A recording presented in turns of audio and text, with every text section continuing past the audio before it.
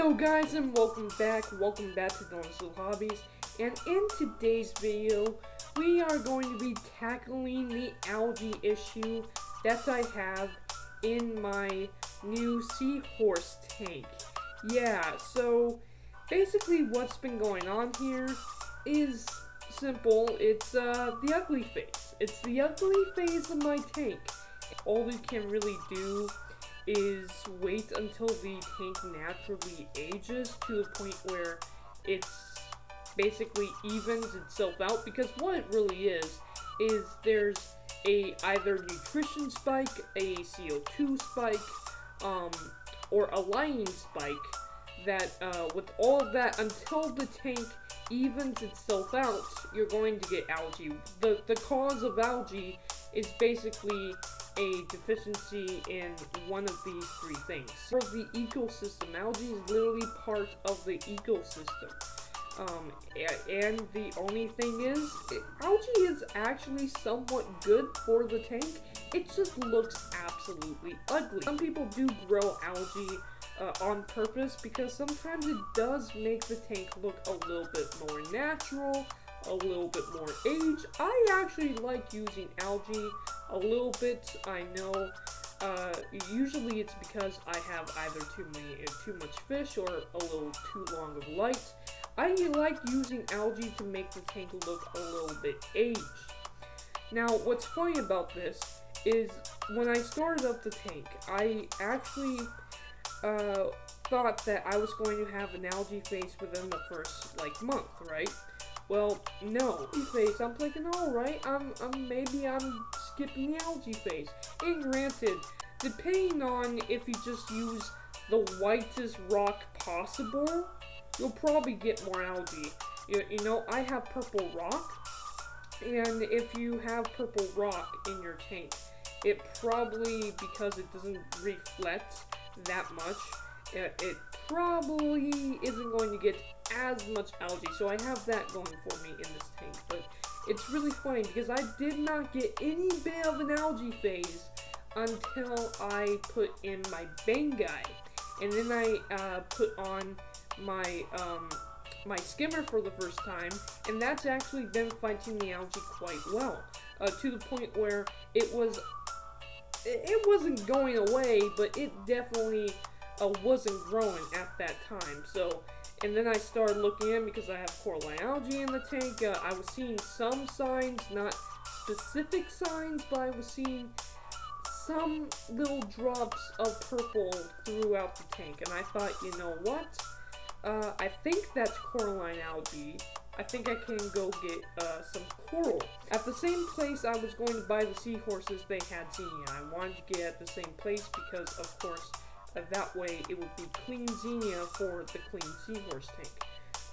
And I was kind of thinking, oh, I'll just buy the xenia coral, save the seahorse for when the tank is a little bit older.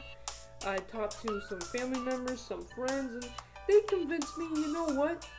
Just go ahead and get the seahorses and just deal with the algae phase. And the first week, now this is going on into the second week of me being a seahorse keeper. I absolutely love it.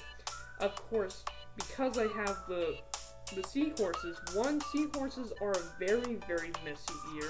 Believe it or not, they're actually, the best way to look at them is really funny, because a lot of people don't make this comparison. But the best way to look at a seahorse is a goldfish. Because think of it, goldfish are very big freshwater fish. They eat a lot, and they produce a lot of waste. A lot of people put them in tanks smaller than they should be. They should be in at least a 10-gallon tank, and even that is actually pretty small for a goldfish. Same thing with seahorses. Seahorses actually do like kind of a big tank. So yeah, it's really kind of funny, because that's an interesting comparison, huh? Seahorses are basically the saltwater version of a goldfish. So that's producing a high level of nutrients in my water column. Now that is what's causing my algae issue. And so I have this really cool macro called codium, and it has these like little fuzziness ends to it. It's really a cool algae, and the seahorses absolutely love it. Well, because the fish food, the uneaten fish food, is getting caught in that fuzziness, is also starting to grow algae into literally my macros. So here I got this nice macros, and it looks like a field of hair algae. And of course I'm getting hair algae all over the tank. Back of my glass, the front panel of my glass. I actually really did like the algae on the bottom of my glass, you know, because that's what I want. I hopefully would like a coralline algae field just on the bottom of my glass, but until that happens, I was kind of getting used to the green algae on the bottom of my glass, you know, but it's just been growing like crazy, and I got to start dealing with it before it gets really out of control, you know. Deal with it when it's a small problem, not when it's a huge problem. And really, it looks really bad. It's not as bad as it could have been. So I got some polyfilter. I cut little cubes of it, and I put it in the filter compartment of my tank. Just little bits of it, you know. And I looked at that, and it's bright yellow. It's like yellowish brown. It's probably getting some tannins, but it definitely is absorbing ammonia. So that is probably the main cause of what's going on in my tank. It's ammonia, it's high nitrates. Again, when I test for ammonia, it's not there. It's being absorbed by hopefully my macroalgae, and my macroalgae have actually grown quite a bit since I've had them. I've only had them for about a month or two now. But mostly what's causing that algae would be that ammonia, nitrite, and all that extra nutrients that I want to get out of the water. So again, the algae is helping me a bit, but I have to do a water change, so that's what I did. With a toothbrush, I actually scrubbed down my macros best I could. Of course, I did a 4-gallon water change. The seahorses were not happy. The seahorses were not happy with me messing with the tank. No fish is happy when you start messing with the tank. But what's really interesting is my xenia coral, which has been doing fantastic, by the way. Every time I do a water change, you think that it would have a negative effect on it, and it doesn't. It actually, like, enjoys the process of the water change, and when it's done, it looks absolutely amazing. Like, it enjoys the water change, you know? I don't know why that is, but my xenia coral is doing fantastic. I'm really happy that the xenia coral is doing just fine. Hopefully it starts growing onto the back of the glass, and then I can start removing that as nutrient export as well. I also removed some of the macroalgae as nutrient export, and then I also cleaned my filters. This is the first time I cleaned my filter sponges since I first actually got the tank. I know it sounds crazy, but like, I did not. My excuse, okay, it's an excuse. Because it's a bare bottom aquarium, I was so worried about messing with the biological filtration. I was so worried about messing with that stuff. And I mean, I cycled the tank properly and everything, but I was so worried that if I did one little thing wrong, that it was just going to send the tank into a bacteria bloom or something like that. So I did not want to touch any part of the filtration at all, because I was so worried about that.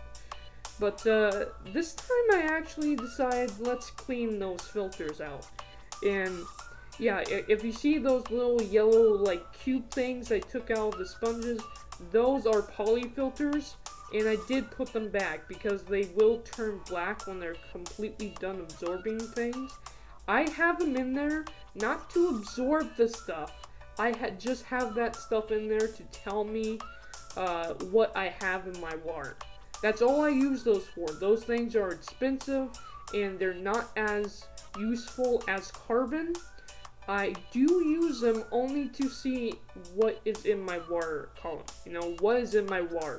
They do absorb ammonia, they do absorb nitrates, they do absorb a lot of things, and they turn different colors to alert you of something going on in your system. So that's why I use them. Otherwise, I don't really use them much in the tank at all.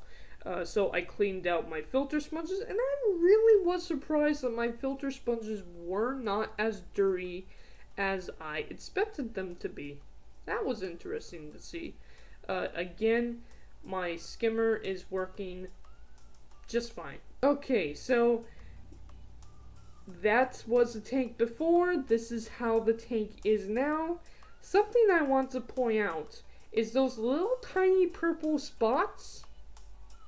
They're bigger. No, like, these I'm actually certain, like, I saw tiny little purple spots on my rock, which was hard to tell if it was coralline algae or not because the rock itself is purple. But now, it's literally on the bottom of the glass as well as on the white part of one of my little stones there that I will one day use for coral, you know. So there is actually coralline algae growing in this tank. Now this is really a good thing, because what this means is that all I have to do is fight this battle with the algae and wait for my coralline algae to grow. So if I can get it to the point where, like, say 40% of it is being absorbed, 40% of nutrients is being absorbed by my plants, 40% of it is being absorbed by, of course, the filtration and all that, and then another good, like, 20-30% of it is being absorbed by my coralline algae, and then all I gotta do is do a water change to take care of the last 10-20% of it. I would be perfectly fine with that. I just gotta fight the algae, clean it off and everything, and all the extra nutrients from the algae would, of course, start growing the coralline algae there, which I'm really excited about. I'm excited for the bottom of my tank to be purple. That's what I want. I want coralline algae to grow completely on the bottom of my tank. I'm fighting this algae. I got coralline algae growing to hopefully fight back. Yes, I still have a lot of algae in the tank. I also have snails, so there is at least some food for the snails. You know, I left some food on the rock for the snails. There is some algae left on the macros. I tried brushing it with a toothbrush as much as I can. All I can do now is just wait out until the coralline algae gets to the point where it starts fighting back against the other algae, and then my nutrients should be under control. I mean, I can't feed the fish less because seahorses really do need to eat a lot. So I can't do anything about the nutrients other than fight the algae and wait for my coralline to grow to the point where it fights it for me. Well, that will be it for today's video. Thank you guys for watching, and let me know any questions you have about the tank, or let me know any tips you can give me to fight this algae problem I'm having in the seahorse tank. Let me know down in the comments below, and I'm out for now. Bye. Oh, hold on. Before you go, I also forgot to mention I actually bought some Chemi-Pure Blue, and I'm going to try this stuff out in my tank. Before this stuff, I was just using some normal carbon. Apparently this Chemi-Pure Blue stuff is also like mixed with some like GFO material, stuff that actually like absorbs everything that you want out of your system, like the nutrients. So I am going to try out this Chemi-Pure Blue stuff, and hopefully that also helps fight this algae problem that I'm having in this tank. Anyway guys, yeah, thank you guys for watching, and I am out for now.